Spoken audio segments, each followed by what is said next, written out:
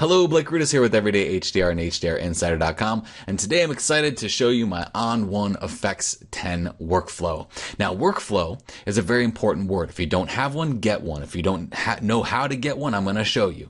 You want to modify three things: tone, color, and then artistic effects, and you want to do them in that order. And it's very important, and you'll see that throughout this tutorial here. So what I did is I've got this -2 exposure value of the abandoned ship at Fort Stevens, and it's pretty broken up and beaten up, and it's a very difficult place to shoot. There's people all over the place, and the waves too, the rogue waves in Oregon. Gotta love those that love to take your tripod. So here's the before, here's the after. This is the -2 straight out of camera, and then here is the finished image done with Effects 10 and Adobe Camera Raw. Now, there's quite a bit to learn here. So let's jump into Adobe Camera Raw, and then we'll jump into On1 Effects 10.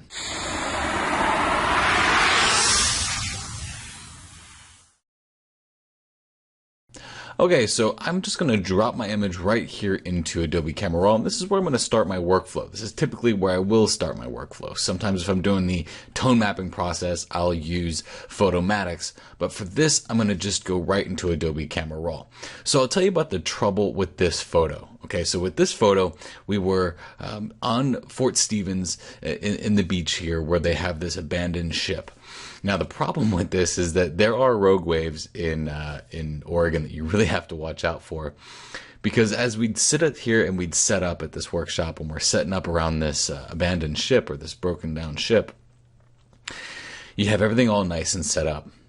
And then just as you were taking your eye away from the viewfinder, a wave would just come and sweep everything out. So what happened here is I took 3 bracketed series of images, but as I was taking those brackets, I had to just grab my stuff and run, because these waves would, I mean, if they didn't take you down, they would start to sink your tripod into the ground, and everything was pretty much useless. So here's the -2 exposure value for this image. And I want to show you the power of how you can really get everything out of this one raw file, even at -2 exposure value. So the first thing I'm going to do here is, when I start in Adobe Camera Raw, I'm really doing some of the boring stuff. You know, I'm straightening my horizon, reducing chromatic aberrations, and really just kind of setting up the colors and tones for the processing that I'm going to do later. Typically, I'm not going to worry too much about color here. It's really just getting a baseline for me to go off of. So I'm going to go ahead and zoom in back here and see if my camera was straight. So I'm going to grab this horizon line right here and just go right across this horizon line and press enter. And that should go ahead and straighten everything out for me. Make sure everything's straightened on a horizon. 2 of my biggest pet peeves, and that's why I do them first and foremost, are chromatic aberration. And chromatic aberration are these little green and purple fringing that happens around our images. You can see it right here. It's an area between high contrast and low contrast. You're going to find these. And these happen in the lens, but you got to correct them. So click Remove Chromatic Aberrations in the Lens Correction Color tab of Adobe Camera Raw. It's also in Lightroom as well. And I'll just bring that purple amount up 1 and that green amount up 1 too. And sometimes, especially on a single raw file, just hitting that Remove Chromatic Aberration checkbox alone is enough. And that looks about good for me there. So I've straightened my horizon, I've removed all my chromatic aberrations, and now I can go in and just do my typical tone here. So I knew I was -2 exposure values here. So let's see what happens when we go to +2 exposure values.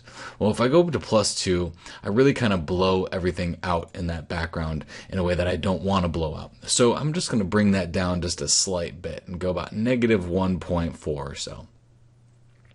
So now what I'm going to do is I'm going to drop those highlights down to really kind of accentuate that background, because I might do something with that later, you know, just so you can actually see the background image. And then I'll increase my shadows.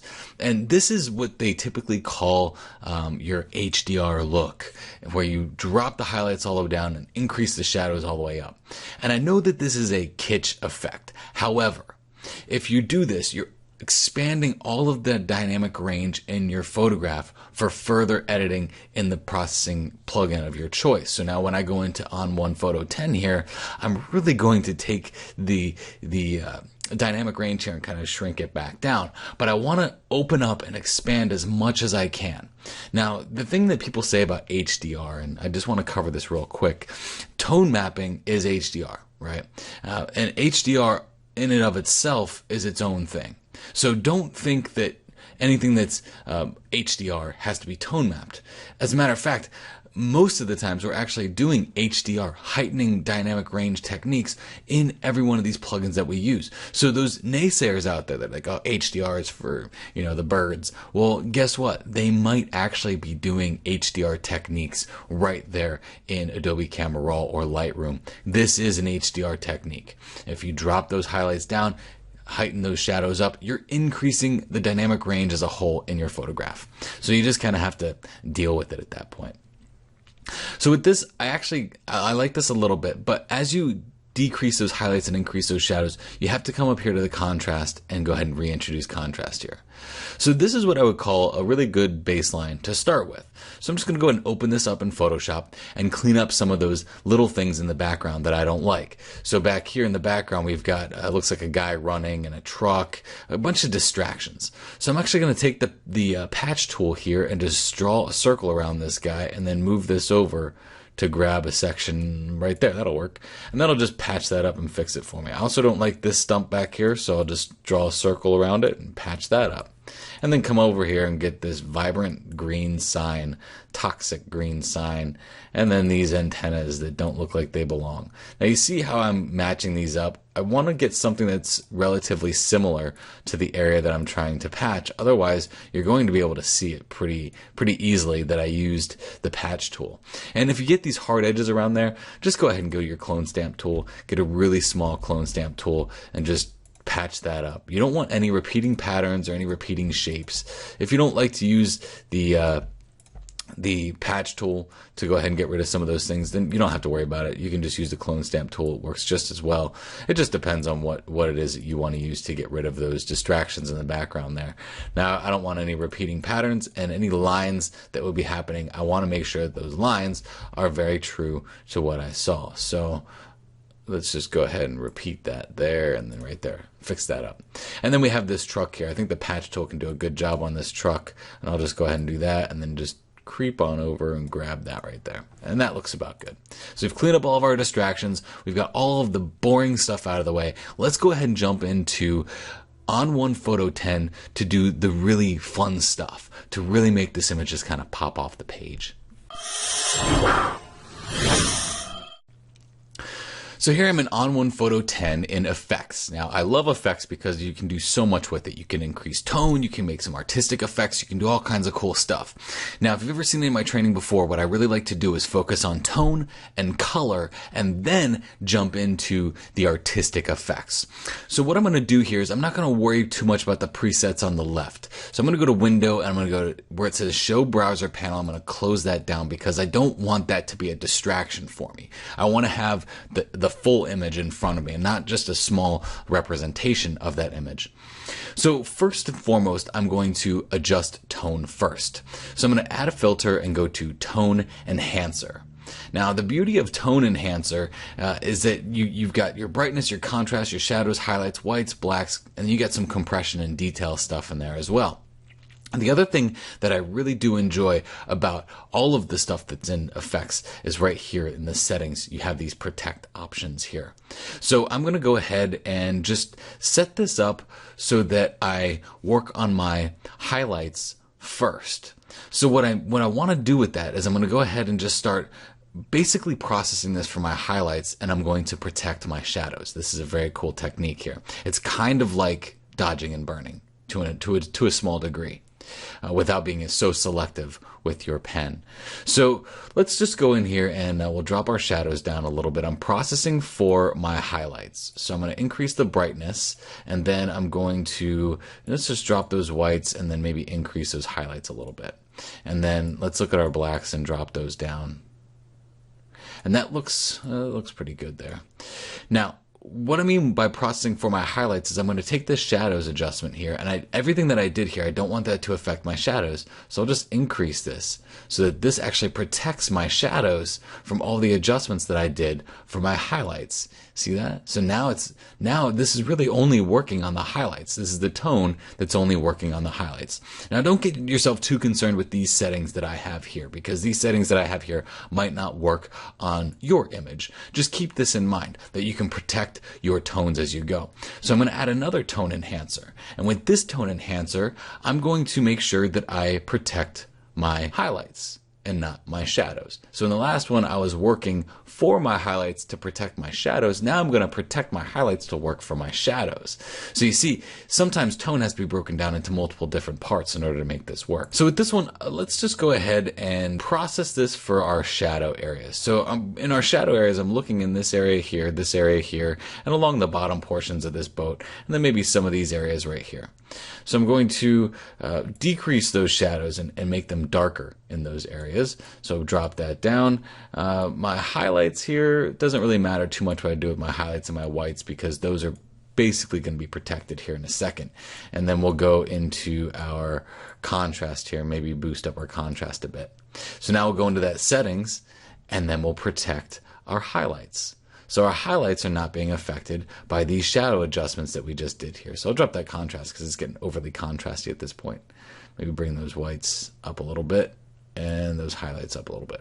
So this is basically the highlight areas of the shadows now, because we're protecting all of our bulk highlights. So when we adjust our highlights here, we're basically adjusting the highlight areas of our shadow areas with those highlights as a whole in the image protected. It's a very powerful technique to get really finite with your image. So we've done tone. Now let's move into color. Let's see our preview here. So we'll just go ahead and hit the preview. There's the before, there's the after. We're already starting to get some more depth here. Now the reason why we do this to get this highlight to shadow improvement is to improve depth over the image. Now if we look at the before, there's not a whole lot of depth in this boat. We reduced a lot of that depth by the HDR technique that we chose. But now look at it. We have a lot of nice depth within this structure of the boat here. So let's go ahead and go into color and modify color next. So we'll go to the color enhancer. And the color enhancer here, what I really enjoy about the color enhancer here, obviously we get the ability to protect our highlights and our shadows here, which is also going to be important for the future here in a second. But we also get the ability to not just affect the hue, saturation, and brightness of the entire image as a whole, but we can go into each individual color: red, orange, yellow, green, aqua blue, purple, magenta. Very powerful for going into our individual colors, and I'll show you that here in a second. So let's go ahead and get our temperature kind of right here. Let me just go ahead and increase this and make it a little bit warmer. This was shot in the morning. It was sunrise. It was a very bright sunrise. Back in this corner, there was a nice big band of orange going on back there, but the rest of the sky was rather blue, and it was a pretty stark blue. And then the boat has a lot of this rust color going on. So let's go into these individual colors. Don't worry about the color range as a whole here. We're going to go into the colors individually and modify them.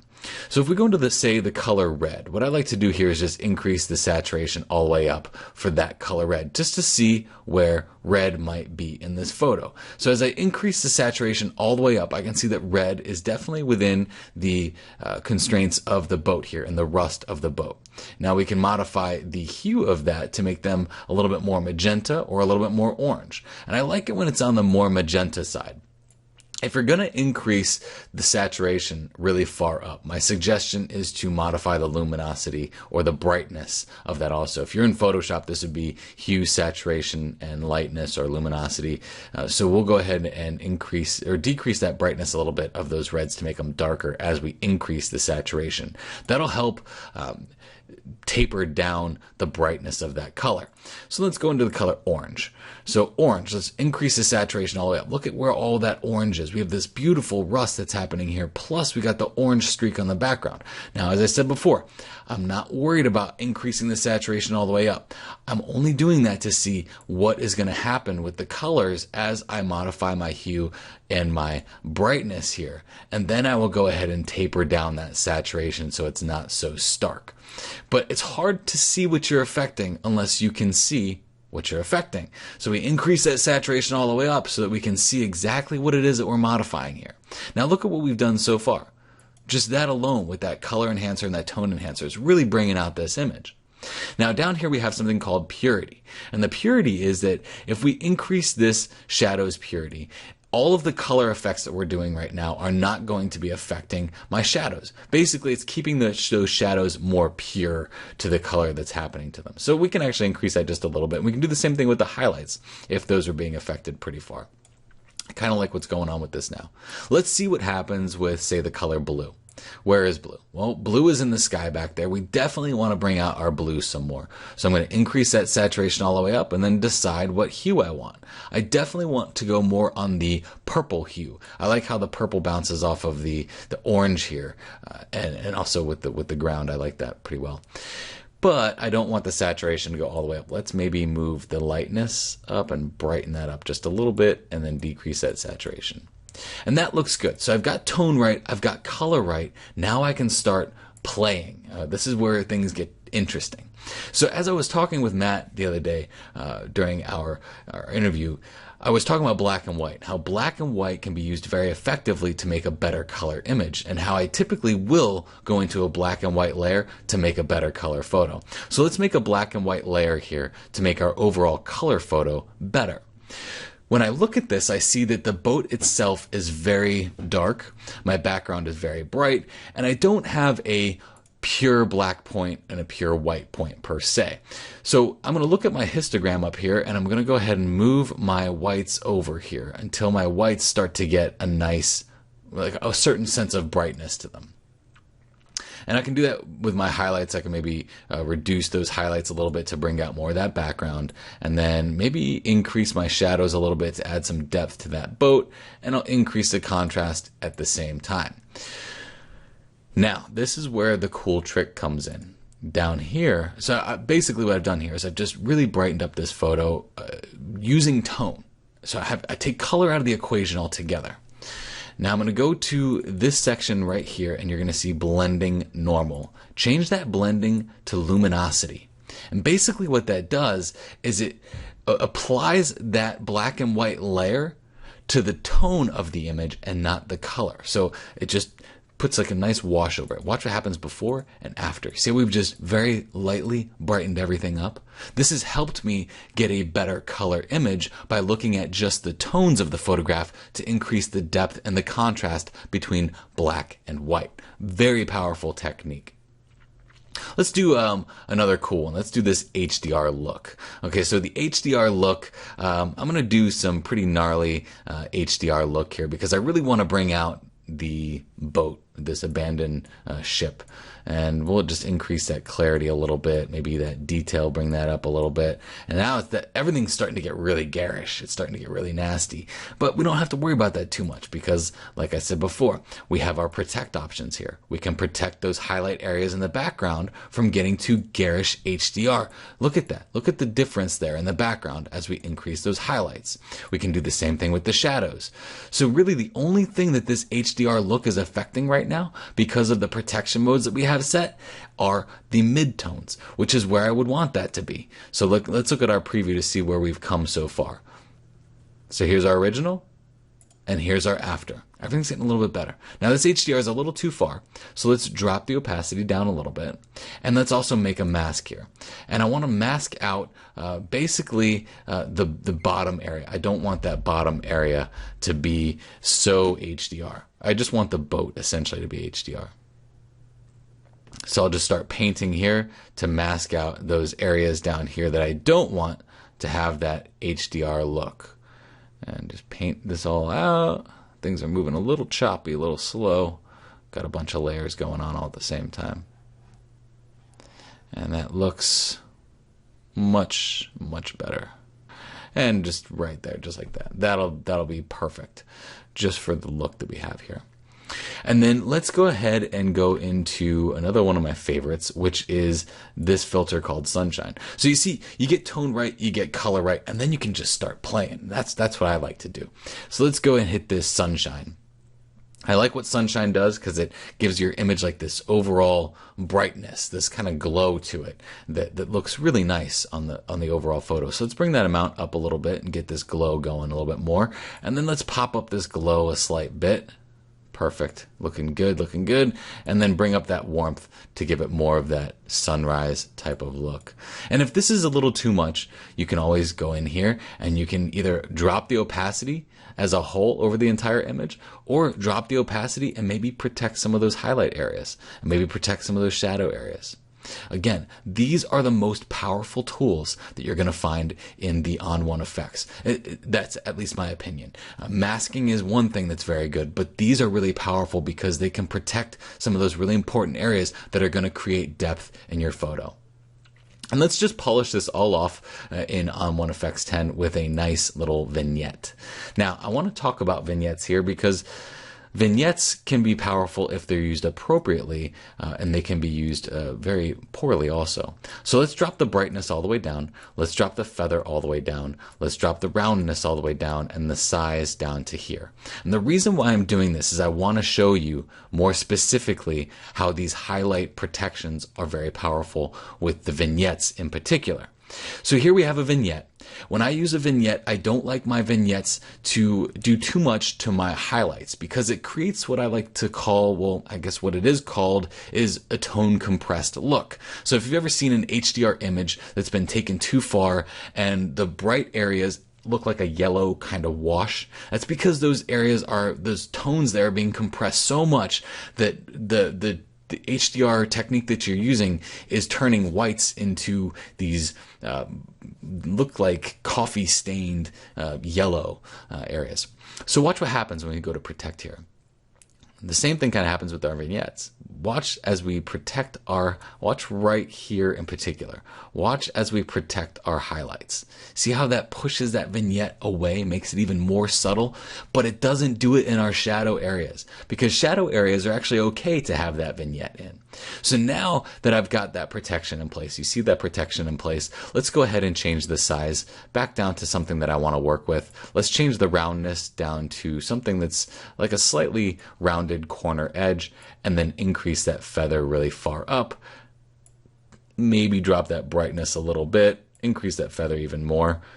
And now we have a nice subtle vignette that if I didn't tell you there was a vignette there, you probably wouldn't even know. Right? See how subtle that vignette is? And then let's look at the overall before and the overall after here. So here's our overall before, here's our overall after. Things are looking really good. Let's go ahead and press apply and jump into Photoshop. Actually, before we do that, let's say you really like this. You can go ahead and save this preset. So we'll go ahead and we'll open up that preset window now. We'll show our browser panel and we'll go up here to preset and we'll go save preset. Now I'm going to call this Blake's boat. And I'm going to put this in, let's say, favorites and say, let's go Blake Rudis. And then if I want a little description here, I can say the boat at Fort Stevens in Oregon. So that's my reminder that that's where this preset came from. And I can say create. So now if I go to my favorites, here's Blake's boat. So I can always use this on any photo I create after that. So let's say I take 15 shots of this boat, because I did take quite a few shots of this boat. I don't want to do all this work again. Well, guess what? I can just hop back into Effects 10, and here I am, hit that Blake's boat, and I got that preset, fast, efficient editing, and press apply.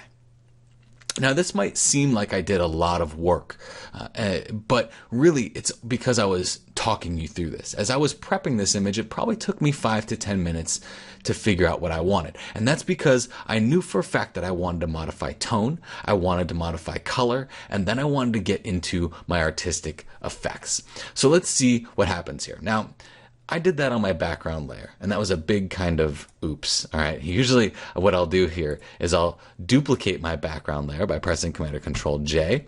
And you're like, well, all your work is gone, Blake. You have to hop back into effects. I don't actually. I can just press Control F, and that will redo my last filter with all the last stuff that was in there.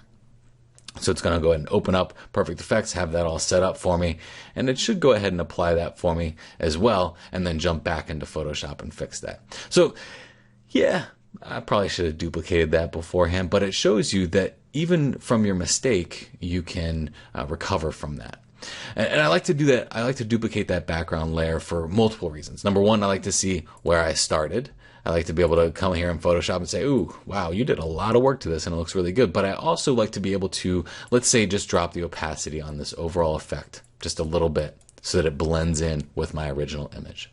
So we did quite a bit of work here, but like I said before, focus on tone, focus on color, and then hop into those artistic effects. If you break your workflow down into those three very specific topics, you're going to be surprised at how fast your workflow efficiency increases.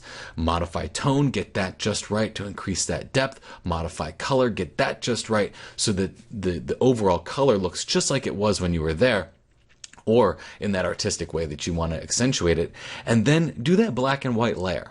Modify the image in tone, because when you modify the image in tone, it breaks your image down into a much smaller color palette. And it's a color palette that we can see as tone. So you can see your brightness and your darkness values, so you can modify those accordingly. And then after you do that, hop into your artistic effects and have some fun. Like you see here, I added some of that HDR look. I did all kinds of cool stuff, added that sunshine and that vignette. Now make sure with those vignettes that you protect those highlights so you don't get that tone compression look. So what I did here looks very natural in my opinion, but I did a lot of HDR techniques. I heightened the dynamic range in this image without using any tone mapping, and the finished result looks really good and really natural. And that came from a -2 exposure value that was absolutely horrible. So thanks very much for watching this. Again, my name is Blake Rudis with Everyday HDR and HDRinsider.com.